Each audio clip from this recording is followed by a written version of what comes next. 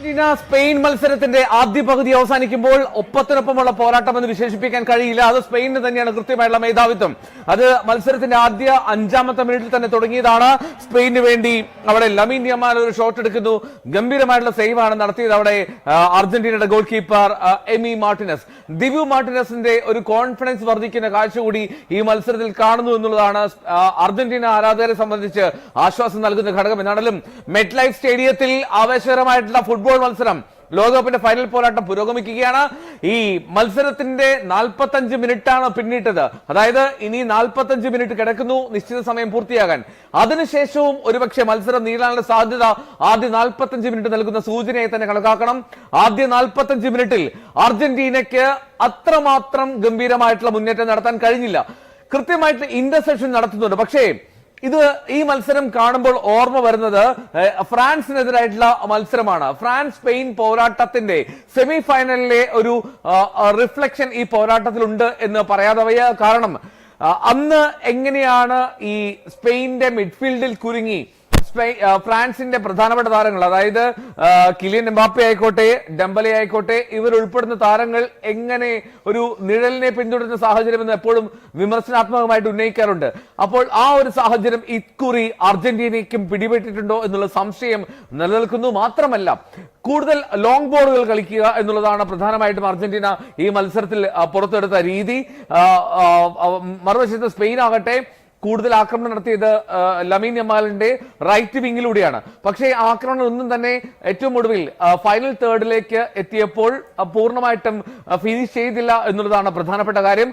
അങ്ങനെ Argentina Spain പോരാട്ടം അത് ആവേശകരമായിട്ടുള്ള രീതിയിൽ പുരോഗമിച്ചുകൊണ്ടേയിരിക്കുന്നു. ആദ്യ പകുതിയാണ്. ഈ പകുതി 17 മിനിറ്റ് ദൈർഘ്യമാണ്. ഈ 17 മിനിറ്റ് ദൈർഘ്യത്തിന് ശേഷം രണ്ടാം പകുതിയിലേക്ക് എത്തുമ്പോൾ അർജന്റീനയ്ക്കോ സ്പെയിനോ ഗോൾ സ്കോർ ചെയ്യാൻ കഴിയുന്ന ടീമിന് കൃത്യമായുള്ള മേധാവിത്വം ഉണ്ടാകുമെന്നുള്ള കാര്യത്തിൽ യാതൊരു സംശയമില്ല. ഇതിൽ ഇനി മറ്റൊരു പ്രധാനപ്പെട്ട കാര്യം, 5-ാമത്തെ മിനിറ്റിൽ ആദ്യം ആൽവാരസ് ഒരു ഗോൾ സ്കോർ ചെയ്യുന്നു. മാർട്ടിനസ് ഒരു ഗോൾ സ്കോർ ചെയ്യുന്നു. അവിടെ ലമീൻ യമാലിന്റെ ഷോട്ടായിരുന്നു. പിന്നീട് മറ്റൊരു സേവ് വരുത്തുകയാണ് ദിബു. എമിലിയാനോ മാർട്ടിനസ് അതവിടെ ഗോൾ സ്കോർ നടത്താൻ ശ്രമിച്ചത് അവിടെ ഒയർ സബാലാണ്. ഇനി 42-ാമത്തെ മിനിറ്റിൽ, അതായത് ആദ്യ പകുതി അവസാനിക്കുന്നതിന് 3 മിനിറ്റ് മുമ്പ് ഒയർ സബാലിന്റെ ലോങ് റേഞ്ച് ഷോട്ട് വന്നിരുന്നു. ആ ലോങ് റേഞ്ച് ഷോട്ടും അത് ദിബു മാർട്ടിനസിന്റെ അല്ലെങ്കിൽ എമിലിയാനോ മാർട്ടിനസിന്റെ സേവ് തന്നെയായിരുന്നു. അങ്ങനെ ഈ മത്സരത്തിൽ ആദ്യ പകുതി 0-0 എന്നുള്ള മട്ടിൽ നിർത്താൻ അർജന്റീനയ്ക്ക് കഴിഞ്ഞു എന്നുള്ളത് ആശ്വാസകരമാണ്. ഇനി ഇതിനിടയിൽ ഒരു അല്പം ആശങ്ക നൽകുന്ന ഒരു ഘടകം എന്താണെന്ന് വെച്ചാൽ അത് ലിസാൻഡ്രോ മാർട്ടിനസ് എന്ന അർജന്റീനയുടെ സെന്റർ ബാക്കിന് ഈ മത്സരത്തിനിടെ പരിക്ക് പറ്റി പുറത്തേക്ക് പോകേണ്ടി വന്നു എന്നുള്ളതാണ്. ലിസാൻഡ്രോ മാർട്ടിനസ് പരിക്കേറ്റ് പുറത്തേക്ക് പോകുമ്പോൾ പകരം എത്തിയിരിക്കുന്നത് നിക്കോളസ് ഒട്ടമെന്റിയാണ്.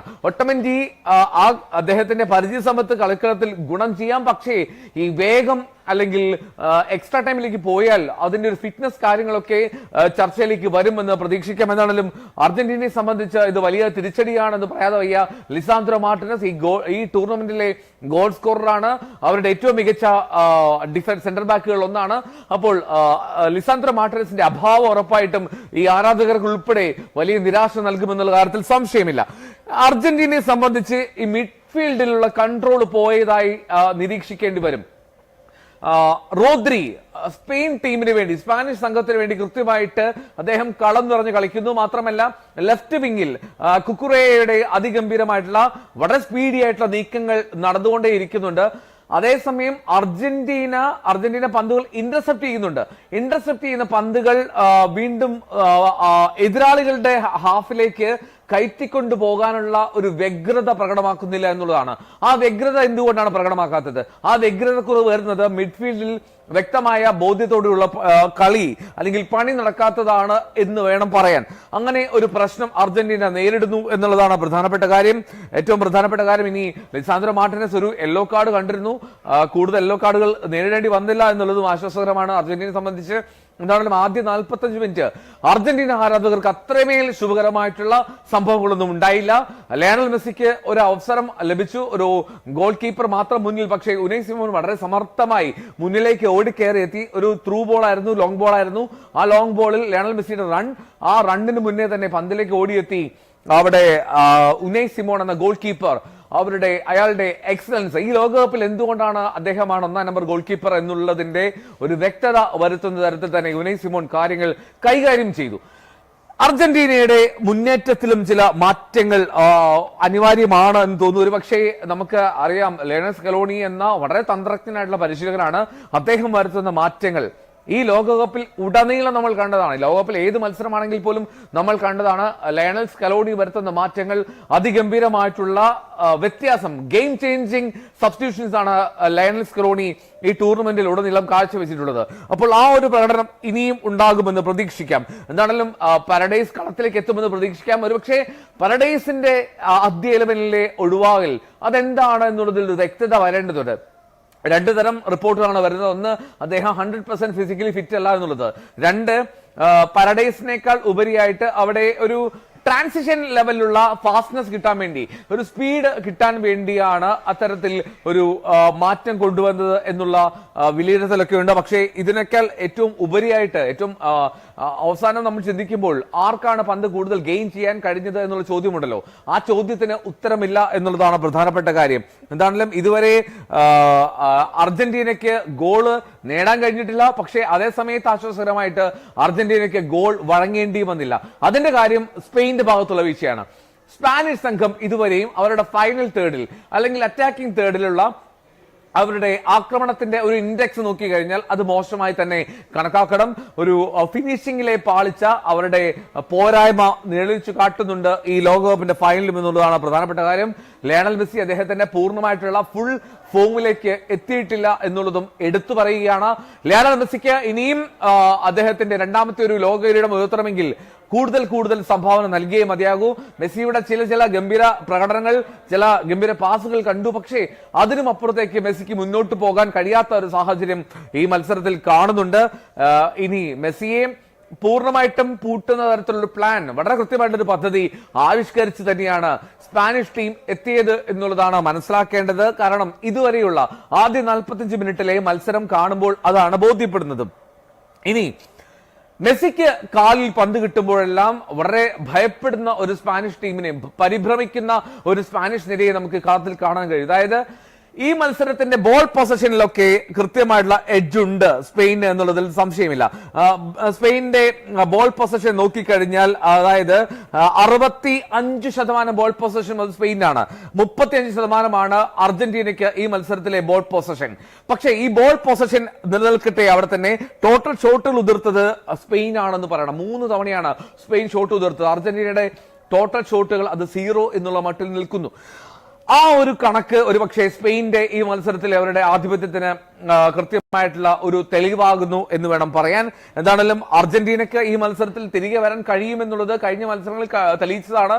ലോകകപ്പിന്റെ ഫൈനൽ എന്നുള്ള സമ്മർദ്ദമൊക്കെ മാറ്റി നിർത്തിയാൽ അർജന്റീനയ്ക്ക് ഉറപ്പായിട്ട് മത്സരത്തിലേക്ക് മടങ്ങിയെത്താൻ കഴിയുമെന്ന് പ്രതീക്ഷിക്കാം. എന്താണെങ്കിലും ഈ ബോളുകൾ വെറുതെ ലോബ് ചെയ്യുക എന്നതിനപ്പുറത്തേക്ക് കൃത്യമായി പാസുകൾ കൊടുക്കുക, പാസിംഗിലെ ആക്യുറസി നിലനിർത്തുക, ഇതൊക്കെയാണ് അർജന്റീന ഇനിയുള്ള 45 മിനിറ്റുകളിൽ ശ്രദ്ധേയമായും പുലർത്തേണ്ട പ്രധാനപ്പെട്ട കാര്യം.